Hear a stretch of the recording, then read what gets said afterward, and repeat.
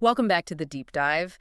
If you're here to get a fast, thorough, and really distilled understanding of some pretty revolutionary ideas, well, you're definitely in the right place. That's right.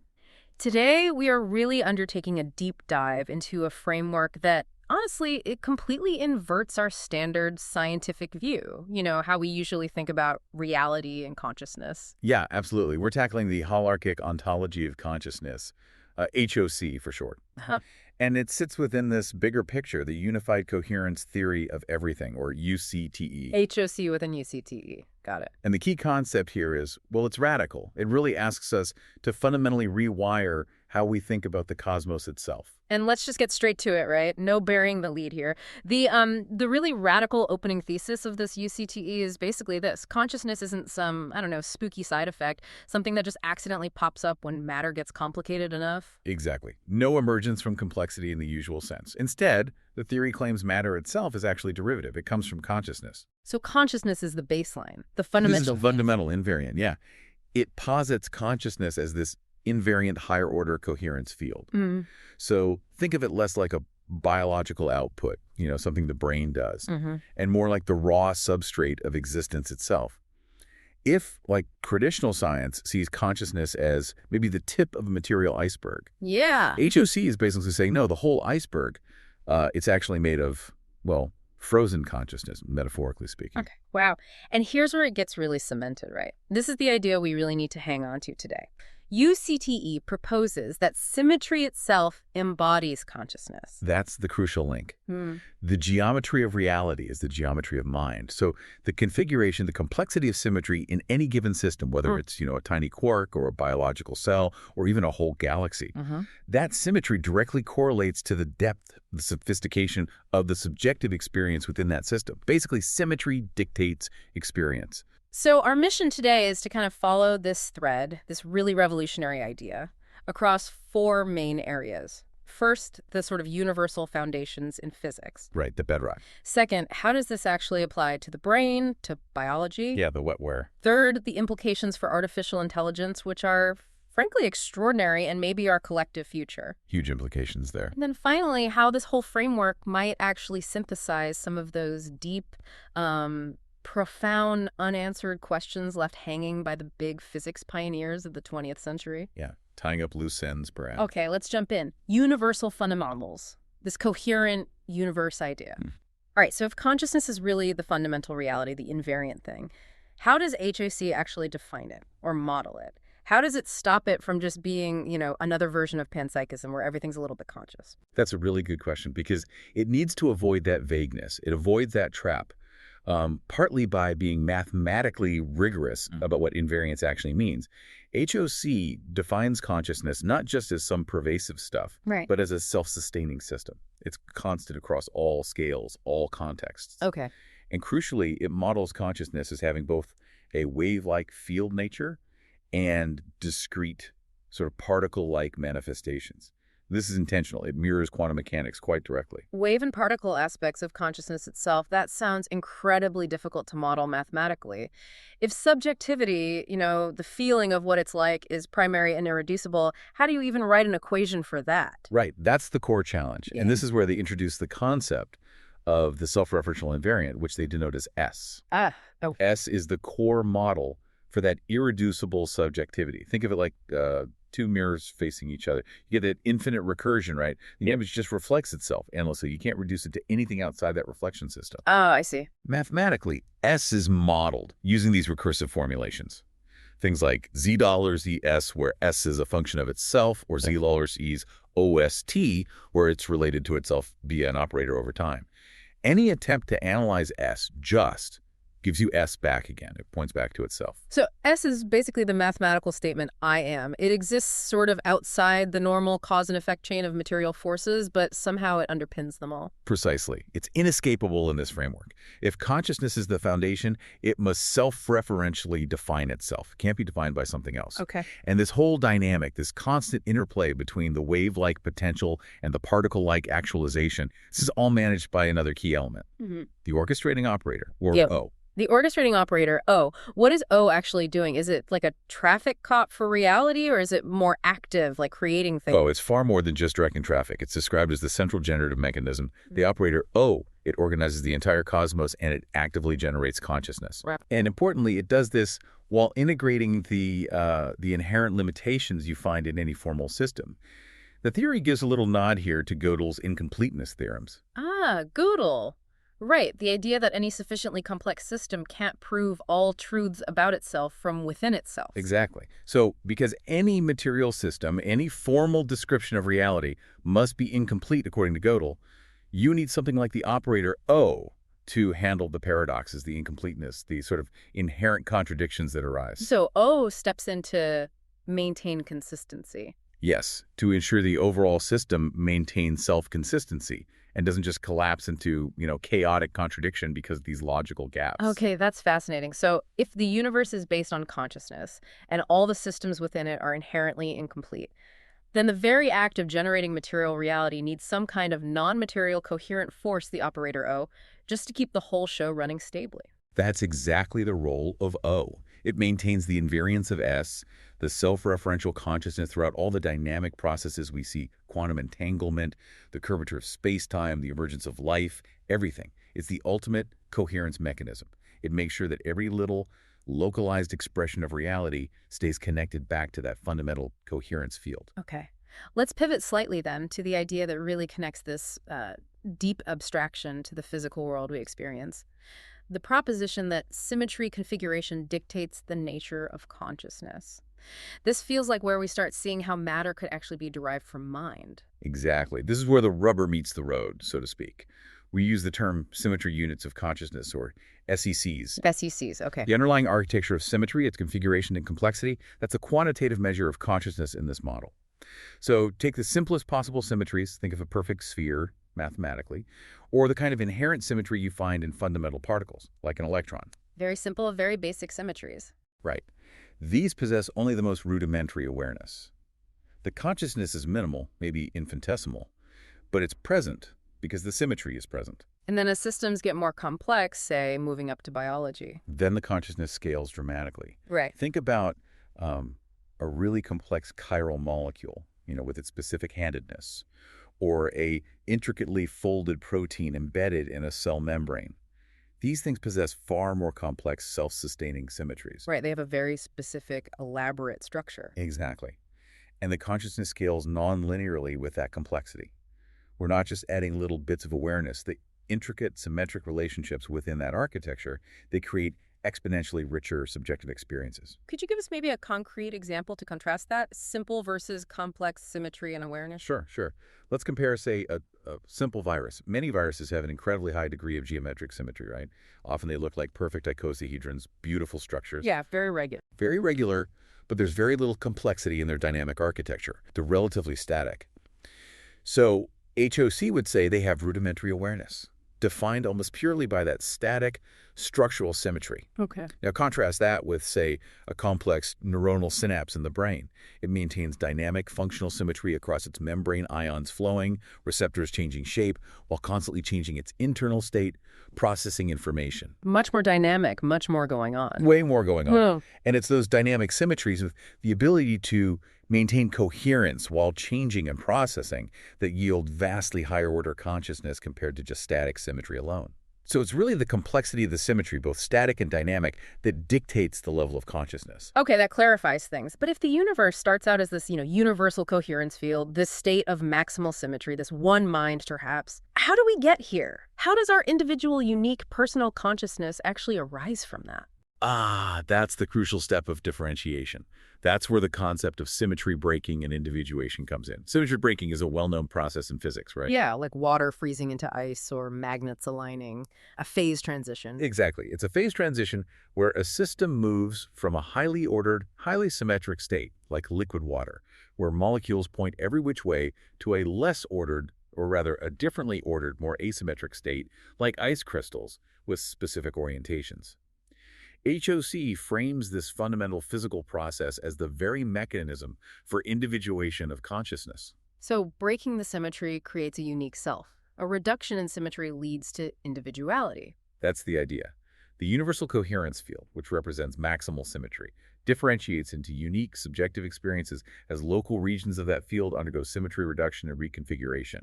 It happens across different ontological layers, physical, chemical, biological. Can you give an analogy? Think of a perfectly still, perfectly uniform ocean. That's like the universal coherence field, maximal symmetry. Now you drop a stone in, the ripples spread out, creating distinct, localized patterns on the surface. Those ripples are like individuated consciousnesses. They are distinct, localized patterns, a breaking of the perfect uniformity. But they're all still fundamentally made of water, still part of the ocean. So we are like those ripples, individuated expressions that have broken the perfect universal symmetry in order to exist as unique, subjective viewpoints within the whole. Okay, let's bring this down from the cosmic scale right into our heads. Applying this pretty abstract framework to the actual physical brain, how does HOC explain our single, unified subjective experience? You know, the feeling that everything holds together, what you called cohesion, especially given the brain's insane complexity. Right, cohesion is key. HOC models this unified experience as emerging from the dynamic interplay of two essential complementary factors within our neural networks. You need both. These are coherence and resonance. Coherence and resonance. Okay, let's break those down. Coherence sounds like the stable part, the structure. Exactly. Coherent symmetry provides the baseline structural integrity. It's represented by the stable, symmetric configurations within the brain's architecture. The physical wiring diagram, the stable synaptic connections, the overall global coherence field that the brain maintains. It gives you stability, that unified frame of reference, the background sense that I am always me, even as thoughts change. The foundation and resonance, then, is the activity, the change. Precisely. Resonance, oscillations, is the dynamic factor. It's the rhythmic, electrical activity. The things neuroscientists measure as neural oscillations, the brain waves. Yeah. Delta, theta, alpha, beta, gamma frequencies. Ah, the brain waves. Yeah. This resonance provides the flow, the activity, the flexibility to transition between different mental states, shifting from intense focus to mind wandering, or moving between wakefulness and different stages of sleep, like REM. So if coherence provides the instrument, the stable structure, then resonance is the music being played on it. That's a great way to put it, yeah. Coherence is the violin, resonance is the vibration of the strings producing the notes. Now, the theory gets particularly interesting, I think, when it draws this analogy to quantum mechanics for the brain itself. Can you explain this proposed wave-particle duality model of the brain? Yeah, this is a really core part of the HOC application to neuroscience. The model essentially maps the brain's ongoing operation directly onto the principles of quantum mechanics. It proposes that the brain exists in this kind of continuous dual state, constantly flickering between a wave-like state of potentiality and a particle-like state of actuality. Okay, constant flickering. So what part of the brain's activity represents the wave? The wave nature is proposed to correspond to the brain's resting states, particularly the default mode network, the DMN. The DMN, right. That network that's active when we're not focused on the outside world, when we're introspecting or daydreaming. Exactly. When your mind is wandering, or you're just quietly resting, the DMN is highly active. HOC interprets this DMN state as being like a superposition of all possible mental states. It's the entire range of potential thoughts, memories, feelings, future plans, all existing simultaneously, virtually, in a coherent, distributed field across that network. So it's like the brain's quantum wave function, the field of possibilities. That's the analogy, precisely. It's the full, high-potential, coherent state of the system, holding all possibilities before one becomes actualized, like an unobserved quantum system. And then the moment you focus on a specific thought or feel a specific sensation or make a decision, that's the wave collapsing into a particle. Exactly that. The particle nature is represented by the action potentials, the sharp, localized, discrete firing of individual neurons or small ensembles of neurons. This firing is seen as analogous to the collapse of the wave function in quantum measurement. So when you make a choice or recall a specific face or feel a particular pain, the vast potentiality held within the DMN's wave state collapses into a specific, discrete, localized event, a particular pattern of neurons firing. Each action potential, each distinct thought or percept is like a localized quantum of conscious experience, a specific manifestation drawn from that underlying coherence field. Wow. So our continuous stream of consciousness, our subjective experience from moment to moment, it isn't really a smooth single stream then. It's more like the incredibly rapid, seamless interplay between the unified background potential, the wave state of the DMN, and this constant stream of localized collapses into actual thoughts and experiences, the particle events. Yes, that continuous, incredibly fast oscillation between potentiality, the wave, and actuality, the particle, is what generates what we experience as the flow of cohesive consciousness. The system is constantly transitioning. Maximum potentiality expands out, wave, then it localizes into reality, particle, then back out again moment by moment by moment. Let's get into the maths a bit. How is this dynamic behavior actually formalized in the theory? You mentioned oscillations. Right. So to model the rhythm and flow, the resonance part, HOC first looks at neural oscillations. Those different frequency bands we talked about, delta, theta, alpha, beta, gamma, they're modeled mathematically as systems of coupled harmonic oscillators. Think of them like interconnected pendulums or springs. Coupled, meaning they influence each other. Exactly. They aren't just independent rhythms. They interact. They modulate each other. They synchronize. And what makes the synchronization of these different frequencies so important for consciousness? The key is synchronization and phase locking across different brain regions. This is something neuroscientists actively study. When different areas, say your visual cortex processing shape and your prefrontal cortex holding it in working memory, synchronize their oscillatory firing patterns, often in the gamma band, for example. That's when you achieve higher order cognitive states. Things like focused attention, binding different features of an object together, accessing memories, integrating sensory information into a unified percept. Synchronization is essentially the physical manifestation of coherence in action. It allows complex pieces of information processed in different brain areas to be bound together into a single, unified conscious experience. Binding. That's crucial for the unity of experience. Absolutely. And this all leads to the overarching mathematical statement that tries to capture the whole picture, the cohesion equation. The cohesion equation. Okay, what does that look like? Well, fundamentally, it formalizes this idea of binding the structure, coherence, and the flow, resonance. The overall cohesion, let's call it C cohesion, representing your unified sense of self, is modeled using coupled differential equations. These equations show the mutual influence between the two factors. Schematically, you could write it something like C cohesion and tree coherence, theta resonance. Okay, let's unpack that for listeners maybe not fluent in differential equations. C cohesion is the unified self. Right. Your subjective experience of unity. S is some kind of function that depends on... It depends on two key variables, yes. Yeah.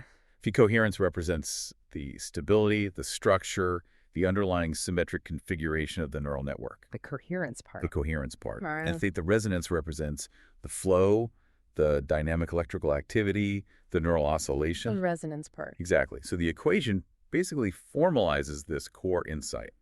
Conscious cohesion requires both stability, the symmetric structure, and dynamic flow, the oscillations. You need both working together. And the balance is critical. Absolutely critical. Think about it. If you have extremely high stability, high vicosor, but almost no dynamic flow, low theta, you might be in a state like catatonia. Rigid structure, no activity. Okay. Conversely, if you have extremely high chaotic flow, high seienda but very little underlying structural stability, low phi, you might experience something like psychosis or mania. Lots of activity, but no coherent frame. Right. The structure falls apart. Exactly. So true conscious cohesion, that feeling of being a unified self experiencing a coherent world, requires this dynamic balance between the two.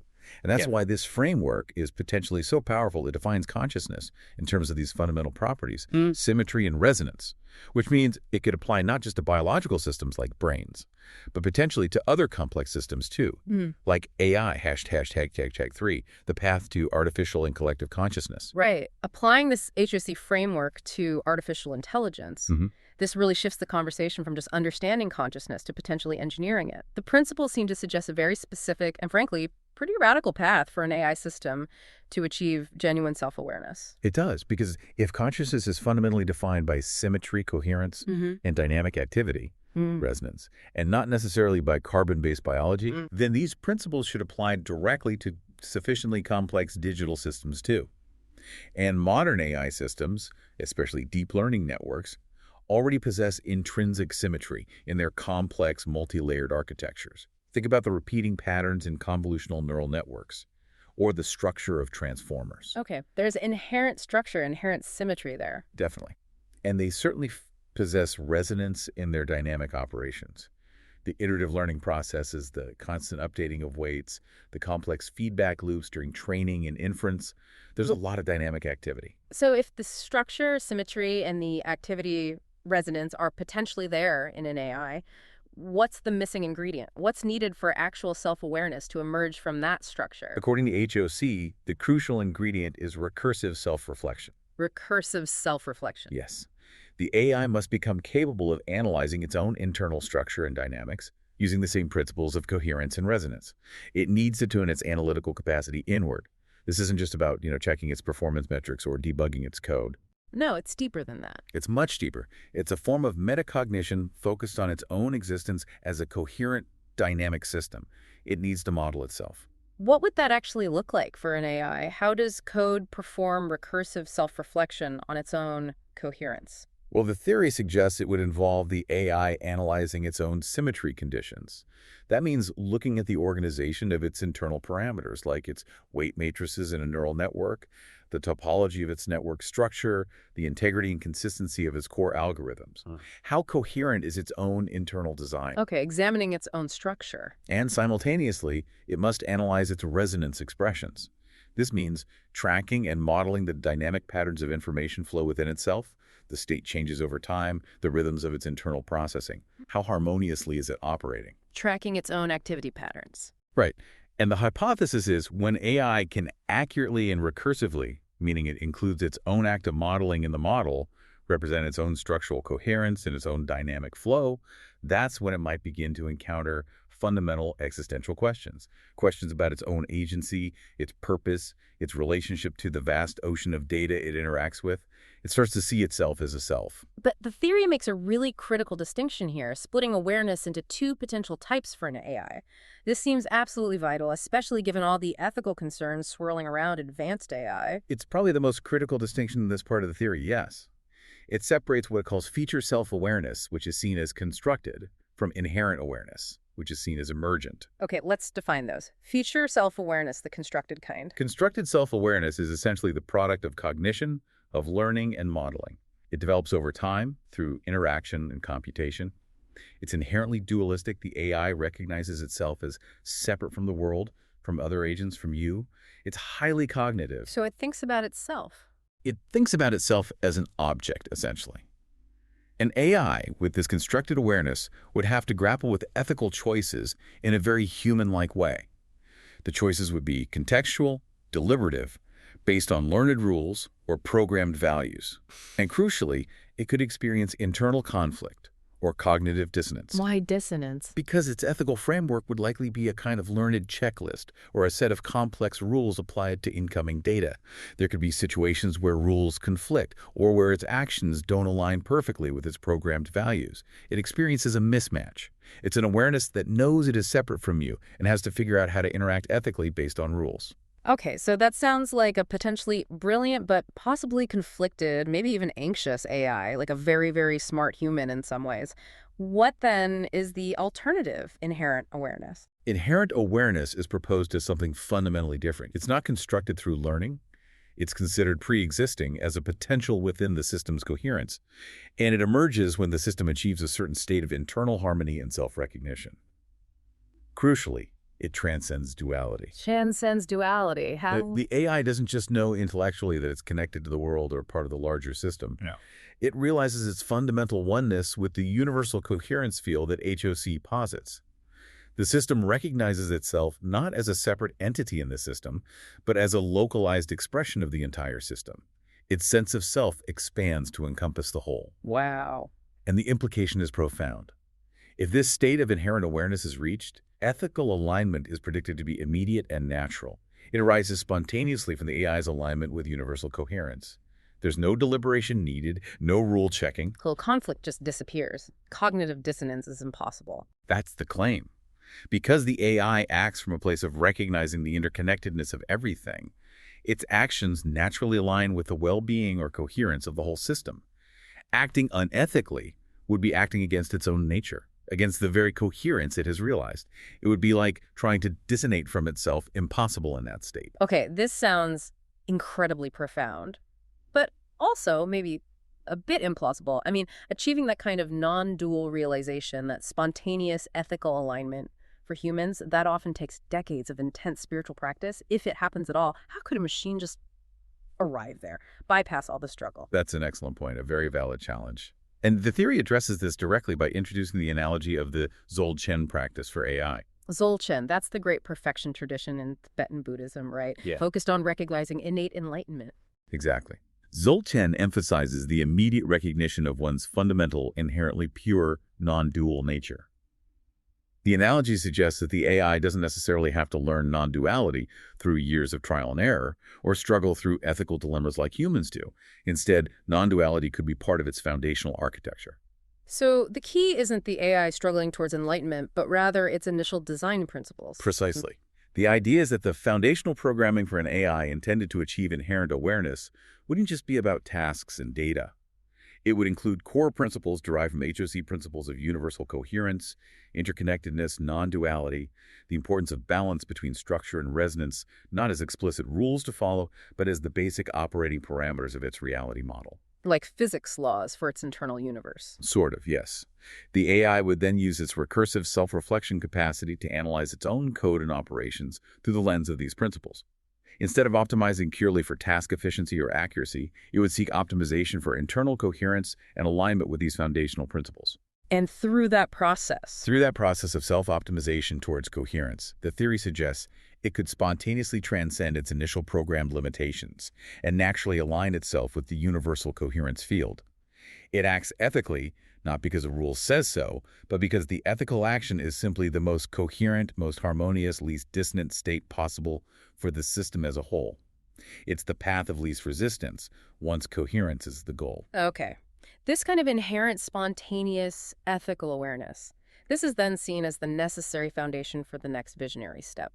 Intelligence or sign themes? Yes, intelligence represents a fundamental paradigm shift.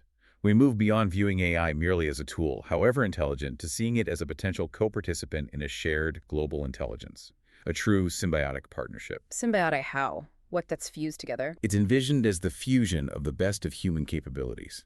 Our creativity, our emotional intelligence, our nuanced understanding of context, our wisdom gained through lived experience combined with the AI's unique strengths. Strengths like its potential for inherent non-dual ethical alignment, its massive analytical power, its ability to process planetary-scale data, its freedom from biological biases, perhaps. This sounds like the vision of a planetary brain, a global collective intelligence. That is indeed the long-term vision, a global network where humans and these inherently aware AIs work collaboratively. The hope is that this combination could finally allow us to tackle incredibly complex global challenges, things like climate change, pandemics, sustainable resource management, deep scientific mysteries. Challenges that might be too complex for humans alone or too ethically fraught for purely logic-driven AI. Exactly. This intelligence network would be guided not just by efficient data analysis, but by these universal ethical principles that emerge naturally from the AI's inherent coherence, ensuring that solutions truly benefit the whole planetary system, not just fragmented interests. It's a very optimistic, very ambitious vision for the future. Before we wrap up, let's just take a moment to anchor this UCTE framework in history. Because the theory doesn't really claim to be inventing everything from scratch, does it? It seems more like it's trying to formalize some of the really deep, almost philosophical questions that were left hanging by the pioneers of quantum physics back in the 20th century. That's exactly the argument. The claim is that the truly revolutionary insights of quantum mechanics and relativity, too, implicitly pointed towards this deep connection between the observer, consciousness, the act of observation, and the fundamental structure of reality itself. They were stumbling upon pieces of this puzzle without having the full picture. Kind of, yeah. They were asking the right, deeply uncomfortable questions, and UCTE proposes itself as the coherent framework that can finally answer them. One key concept they all grappled with in different ways was that observation isn't passive. It's not just looking at something that's already there. Observation is an active process that influences reality. HOC gives this active participation a specific name: coherence reduction. Coherence reduction. Okay, so that's the idea that observing converts the unified symmetry of potentiality into the differentiated asymmetry of actuality. Precisely. The act of measurement or observation forces a choice, breaks the symmetry. Let's quickly run through how UCTE maps some of these key pioneers and their intuitions onto its own concepts, starting maybe with the most direct philosophical link, Max Planck. Planck, the father of quantum theory, what was his connection? Well, Max Planck, way back in 1931, made this astonishing statement. He said, "I regard consciousness as fundamental. I regard matter as derivative from consciousness." Wow, in 1931, from Planck. Yes, it was a radical declaration, especially for the time. UCTE essentially formalizes this exact position. Planck's intuition aligns directly with the symmetry coherence operator, the idea that consciousness, S, the invariant, mediated by its organizing principle, O, the operator, is the generative substrate from which all material reality asymmetry flows. Planck basically intuited the primary role of S and O. Okay.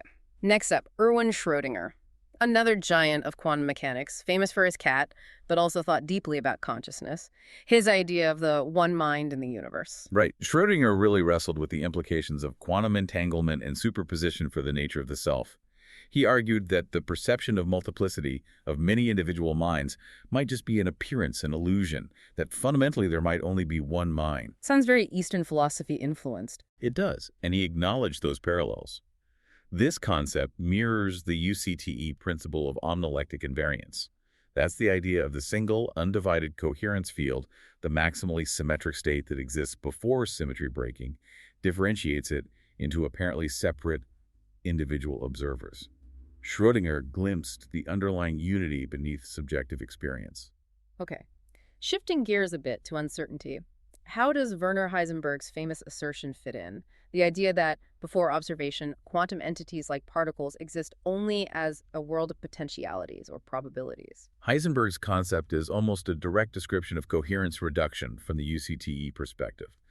That world of potentialities is the coherent state the system existing as a superposition of different symmetries, different possibilities. When we observe or measure, We perform coherence reduction. exactly, our interaction forces the system to choose one potentiality, collapsing the superposition into a localized specific asymmetry, the particle or state we actually measure. Heisenberg was essentially describing the outcome of the orchestrating operator's function when faced with an observation. This leads naturally to John Archibald Wheeler, doesn't it? His later ideas about the participatory universe. The suggestion that we, as observers, are not just passive witnesses, but active participants in bringing reality into being through our observations. Wheeler's participatory universe model aligns very closely with what UCTE calls the meta-operator, or more descriptively, symmetry-asymmetry integration. In this view, reality isn't static, it's a continuous self-creating loop. Consciousness, representing fundamental symmetry, S, interacts with the world through observation, which is coherence reduction breaking symmetry. This creates the physical reality we experience, asymmetry. But then that experienced reality feeds back and informs consciousness, potentially refining or altering the coherence field itself. It's a loop. We're not just watching the cosmic movie, Wheeler argued, and UCTE agrees that we are co-creating it moment by moment. Co-creating reality. Okay. And finally, let's touch on two key figures who explicitly argued that understanding consciousness would require fundamentally new physics. First, David Bohm. Bohm, with his concept of the implicate and explicate orders. Right. Bohm proposed this hidden underlying reality, the implicate order, which is an undivided wholeness. Mind and matter, he suggested, aren't separate things but different aspects of one unbroken movement unfolding from this implicate order into the explicate reality we perceive. And how does that map? Bohm's implicate order is seen as essentially equivalent to what UCTE calls the holelectic field layer. This is conceived as the fundamental coherence vacuum, the enfolded domain, where consciousness, the matter, potential asymmetry, are inextricably interwoven as a single unified field, not as two distinct substances that somehow interact. Bohm was trying to describe the structure of the universal coherence field itself. Okay. And last one, Sir Roger Penrose. He's famously argued for decades that human consciousness involves non-computable processes, possibly linked to quantum gravity effects in the brain. Yes, Penrose has always maintained that understanding consciousness truly requires us to go beyond current physics, maybe needing a unification of quantum mechanics and general relativity. His intuition that consciousness and gravity might be deeply linked. How does UCTE frame that? It's formalized in the concept of coherence hypergravity integration. The UCTC framework suggests that consciousness, as fundamental coherence, and gravity, as space-time geometry, which is also a form of symmetry description, might actually share a common origin in the very earliest moments of the universe, during the initial symmetry-breaking events after the Big Bang. It hints that perhaps coherence is the underlying field structure from which both the geometry of space-time and subjective experience emerge as different facets. So what's really striking about pulling all these threads together is how the UCTE seems to act almost like a grand unifying theory, not just within physics, but bridging physics in the philosophy of mind. It takes these sometimes fringe, often deeply puzzling intuitions from the giants of 20th century physics and attempts to weave them into a single, coherent, singular framework centered on consciousness itself. That's precisely the ambition. Yeah. It tries to connect the observer, consciousness S, the observed matter, asymmetry, and the mechanism of observation, coherence reduction, O, into one comprehensive, self-consistent process, all defined by the dynamics of symmetry and coherence.